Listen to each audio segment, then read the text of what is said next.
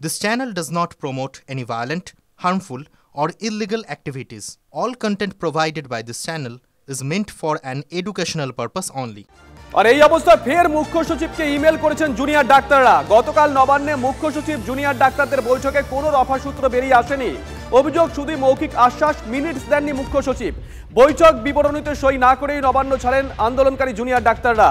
মুখ্য সচিব বলেছিলেন দাবি দেওয়া লিখিত আকারে ইমেল করতে, সেই মতোই আজ মেল পাঠিয়েছেন ডাক্তাররা। মাসকট স্পিন কন্ট্রোল ল্যাবের পরীক্ষায় এটি প্রমাণিত। কেয়াসেট আলোপেক্স পেন্টা অ্যাক্টিভ নতুন চুল গজাতে সাহায্য করে, চুল পড়া বন্ধ করে। Keya Seth alopex penta active 10 hair fall প্রবলেমের একমাত্র সলিউশন।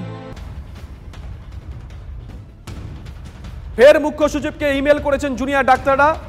গতকাল নবান্নে মুখ্য সচিব জুনিয়র ডাক্তারদের বৈঠকে কোনো রফাসূত্র বেরিয়ে আসেনি। অভিযোগ শুধুই মৌখিক আশ্বাস, কিন্তু মিনিটসে সই করেননি মুখ্য সচিব। বৈঠক বিবরণীতে সই না করে বেরিয়ে আসেন জুনিয়র ডাক্তাররা। বেরিয়ে আসার পর তারা গতকাল ঠিক কি বলেছিলেন শুনুন একবার। আলোচনা অনেক হয়েছিল, কিন্তু যখন যে জায়গাটা থেকে সমস্যার সৃষ্টি হলো সেটা হলো যখন আমরা চাইলাম যে আলোচনা হলো তার একটা মিনিটস আপনারা আমাদেরকে দিন, মিনিটস যা আলোচনা হলো তার জায়গা দিন। কিন্তু দেখা গেল সেই জায়গায় চিফ সেক্রেটারি স্যার জানালেন যে তিনি এগুলো দিতে পারবেন না।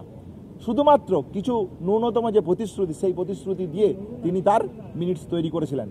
তিনি বলেছেন আমরা তাতে রাজি হয়নি, আমরা বেরিয়ে এসেছি। আমাদের যেভাবে কর্মবিরতি এবং অবস্থান বিক্ষোভ চলছিল সেইভাবেই চলবে।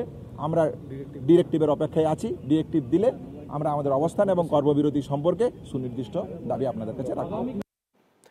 সৌরভ দত্ত আমাদের সঙ্গে রয়েছেন টেলিফোনে, আমাদের সহকর্মী। সৌরভ, জুনিয়র ডাক্তাররা আজকে যে মেল করেছেন মুখ্য সচিবকে, সেখানে কি লেখা আছে?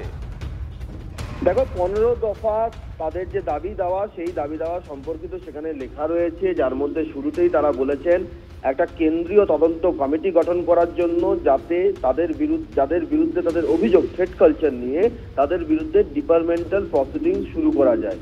দ্বিতীয় তারা বিষয়টি বলেছেন যে প্রত্যেকটি কলেজকে আলাদা করে কলেজ স্তরে একটা করে এনকোয়ারি কমিটি গঠনের নির্দেশিকা দিতে হবে। এই সবই হচ্ছে নির্দেশিকা, যে নির্দেশিকার কথাগুলো তারা কালকে জানিয়েছিলেন। পরবর্তী ক্ষেত্রে তারা বলছেন যে এই যে কলেজ কাউন্সিল মিটিং অ্যারেঞ্জ করতে হবে, যাতে ইমিডিয়েটলি রেসিডেন্ট ডক্টরস অ্যাসোসিয়েশন এবং স্টুডেন্টস ইউনিয়ন গঠনে পদক্ষেপ করা যায় এবং 2 মাসের মধ্যে সেই বিষয়গুলি হয়। তারা এনকোয়ারি কমিটি চাইছেন ওয়েস্ট বেঙ্গল মেডিকেল কাউন্সিল এবং West Bengal health recruitment board, সেখানে কি ধরনের কাজকর্ম হয় এবং সেখানে কোনো থ্রেট কালচার রয়েছে কিনা সেই বিষয়গুলি খতিয়ে দেখার জন্য। এবং সেক্ষেত্রে তারা 7 দিন সময়সীমা বেঁধে দিয়েছিলেন।